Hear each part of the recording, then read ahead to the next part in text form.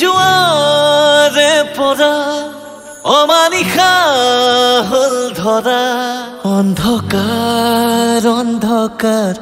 নীৰৱতা কিয় এনে কৰিলা আমাক নিথৰুৱা সকলোতে এতিয়া শূন্যতা নোৱাৰিছো তোমাক কিৰি থাকিব সঁচাই আমি কৰিছে মনে বাৰুকৈ আমনি ৰাখিমে জীয়াই আমি কথা দিলো তোমাক আজি